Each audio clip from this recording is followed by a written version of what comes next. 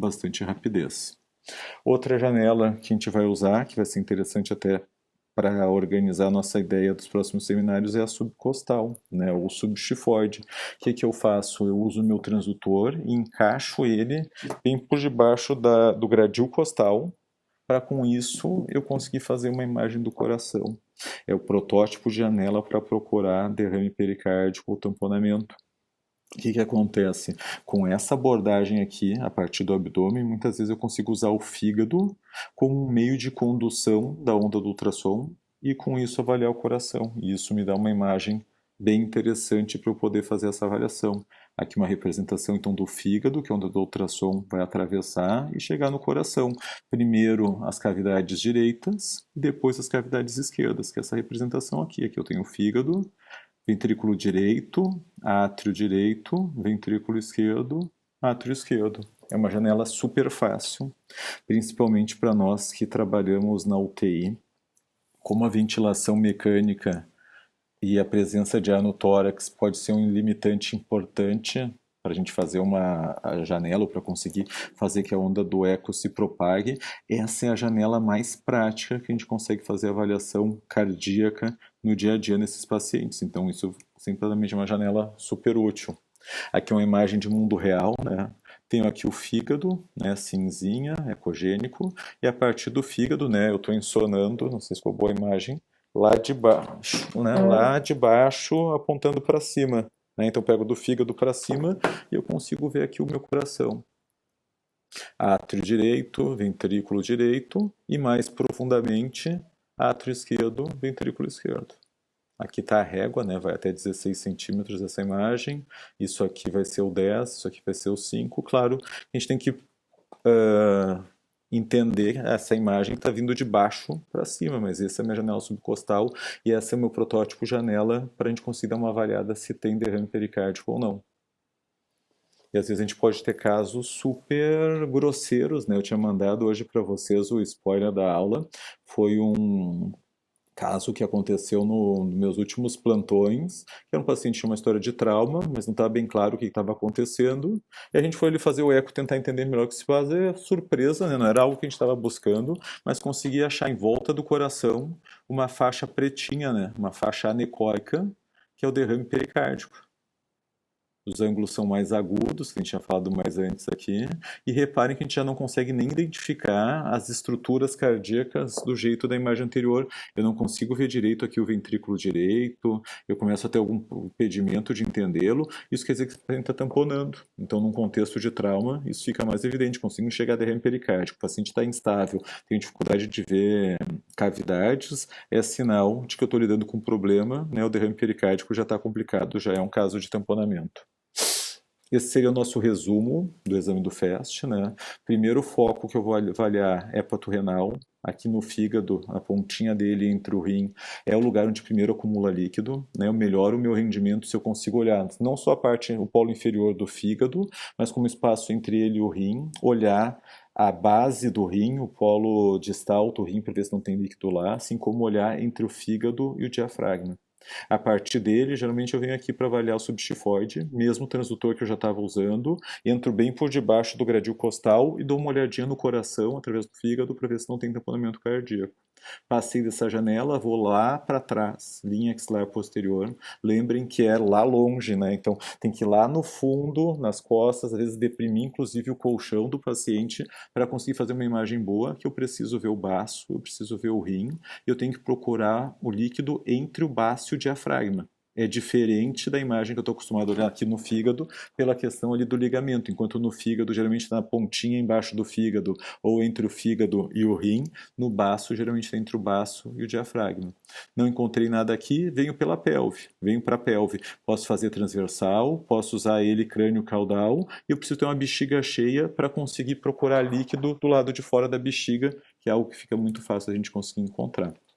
A partir daí, os autores já tinham mostrado inúmeros benefícios do FAST, utilidade para trauma.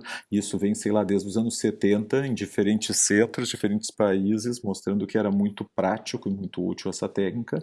Mas alguns autores resolveram estendê-lo, aumentá-lo, dizendo: bom, vamos para os outros problemas que também estão associados ao trauma e que a gente consegue fazer diagnóstico imediato com ultrassom.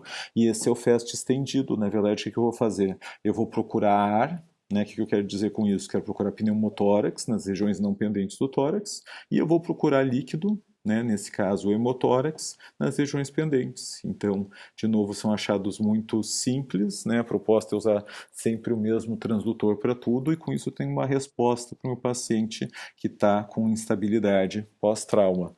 De novo aqui as nossas janelas que a gente conversou do FAST, e a proposta do FAST estendido é essa, né?